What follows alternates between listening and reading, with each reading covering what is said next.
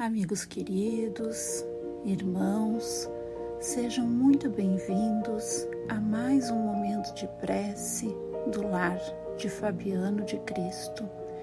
Esse momento onde nós podemos encontrar a serenidade, a harmonia e aquela paz de espíritos de que somos tão necessitados.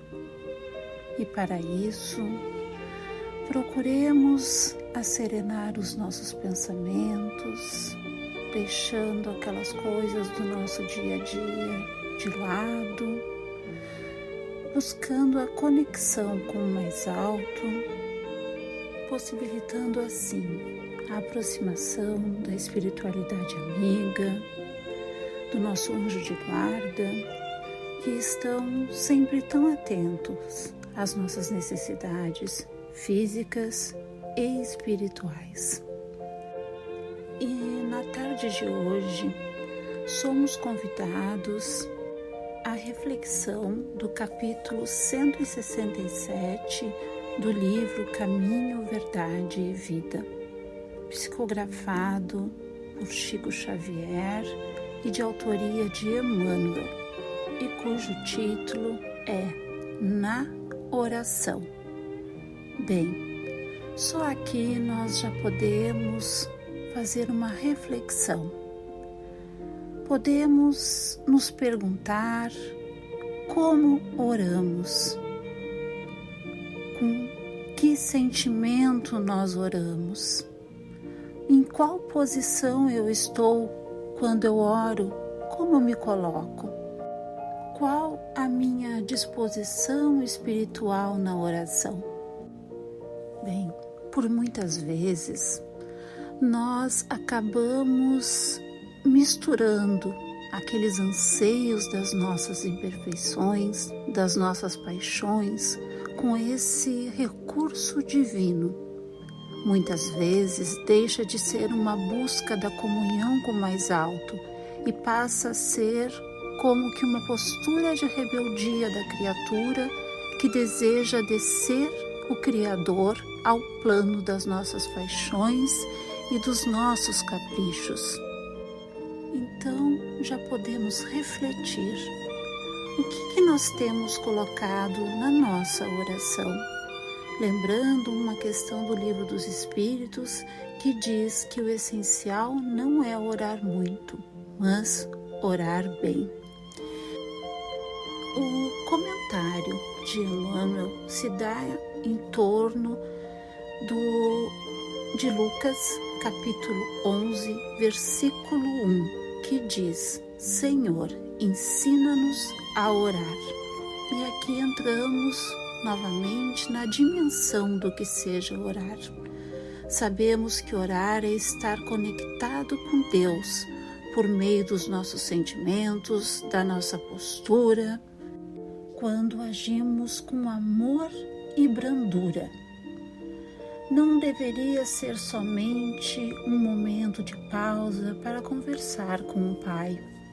Seria tão bom se essa conexão com Deus atingisse toda a nossa vida. E é isso que procuramos com Jesus. Cada vez mais converter a nossa vida em uma oração perene, constante, trabalhando, vivenciando com a família, o sentimento de amor, de paz e de conexão com o mais alto. E é isso que os apóstolos estão pedindo a Jesus.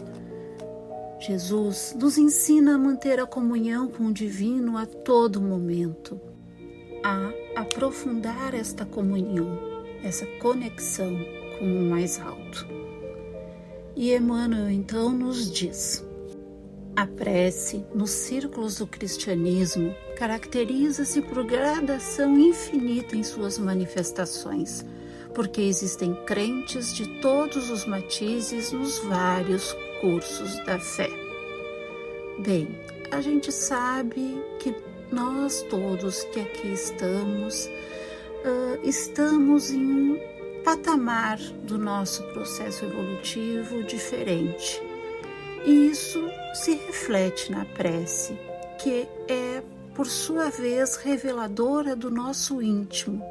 A nossa prece mostra aquilo de que o nosso espírito elege como tesouro no mundo interior e na sua jornada. A prece é um espelho que reflete o nosso mundo interior, conjunto de valores, de metas, uns de nós mais adiantados, outros ainda muito na materialidade da vida. E segue Emmanuel. Os seguidores inquietos reclamam a realização de propósitos inconstantes. Bem, é aquele que ainda não conseguiu construir uma firmeza de propósito, a vontade ainda não está desperta. São aquelas pessoas que vão para onde o vento sopra e não conseguem manter um foco, oscilando. Com as dificuldades mudam os projetos. Aquela busca de propósitos que ainda é inconstante, não assumindo ainda as metas existenciais. E neles o alto tem dificuldade no auxílio, porque são inconstantes. São, como se diz, uma folha ao vento. E Emmanuel segue. Os egoístas exigem a solução de caprichos inferiores. Aqui são aqueles fechados ainda no egoísmo, que ainda não percebe que sua prece está operando em um curto-circuito de sombras, porque ele não está aberto a ouvir o alto. Ele diz ao alto o que quer que o alto faça por ele. Os ignorantes do bem chegam a rogar o mal para o próximo. Aqui são os de senso moral pouco desenvolvido, que chegam a rogar na prece a vingança divina ao seu próximo. Os tristes pedem a solidão com ociosidade. Aqui são aqueles que estão presos, cristalizados na tristeza, não saindo das suas próprias sombras. Estes estão fechados e a corrente divina não entra, porque ele está isolado e ele lá deseja ficar. Os desesperados suplicam a morte. Estes, no caso, perderam a conexão com a esperança, se deixaram sufocar pelo desespero e acabam pedindo que tudo termine. Inúmeros beneficiários do Evangelho imploram isso ou aquilo, com alusão à boa marcha dos negócios que lhes interessam a vida física. Já esses irmãos usam a prece como um peitoril dos seus interesses materiais. Claro que não tem problema nós pedirmos ao Pai o pão nosso de cada dia, mas alguns acabam por pedir somente coisas materiais, somente coisas que lhes tragam o conforto, o dinheiro, enfim. E Emmanuel segue. Em suma, buscam a fuga, anelam somente a distância da dificuldade, do trabalho e da luta digna. Bem, muitos, ao invés de fazer uma prece como um recurso de clareamento interior, de entendimento, de reforço, eles querem usar como um recurso de isenção de dificuldades. Querem mudar as circunstâncias sem mudarem a si. Mas, quanto mais conhecemos o Evangelho, mais entendemos que a prece serve para nos renovar e renovar as nossas forças para enfrentar as dificuldades. Mas a grande maioria de nós não quer passar pelas dificuldades, porque não entendem ou não querem entender que as dificuldades são alavancas de progresso para nós. Jesus suporta paciente todas as fileiras de candidatos do seu serviço, de sua iluminação, lhes estendendo mãos benignas tolerando as queixas descabidas e as lágrimas inaceitáveis. Bem, candidatos por quê?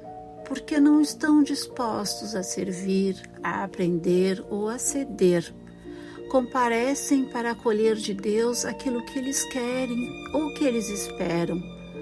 Essas pessoas até já podem ter um carinho por Jesus, mas ainda não estão na qualidade de discípulos.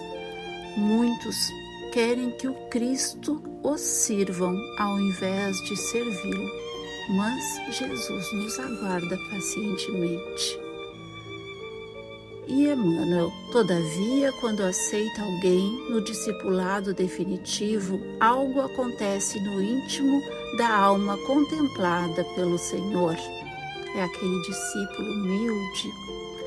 E cessam as rogativas ruidosas, acalmam-se os desejos tumultuários, converte-se a oração em trabalho edificante. É aquela oração, amigos, que se amplia de um momento para outro. Aí a vida dessa pessoa passa a ser um ato de adoração a Deus. Um ato de adoração a Deus com coração e com sentimento e em sintonia com o mais alto.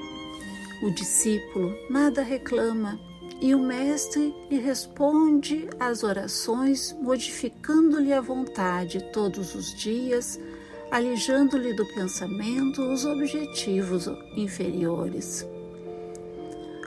O coração, unido a Jesus, é um servo alegre e silencioso. Disse-lhe o mestre: levanta-te e segue-me. E ele ergueu-se e seguiu. Bem, na posição de servir, não mais exigir, mas doar-se. Alegre por servir e estar em comunhão com Deus e silencioso porque não quer mais o brilho do mundo, quer o aplauso consciencial. A vaidade agora já não tem tanta força. Então, amigos, a oração é um diálogo profundo e sincero com o Mestre, com Deus, e fortalece aquela acústica da nossa alma para ouvir o que Deus tem a nos dizer. Que a paz, que o amor e que a luz desse Mestre permaneça sempre entre nós. Que assim seja.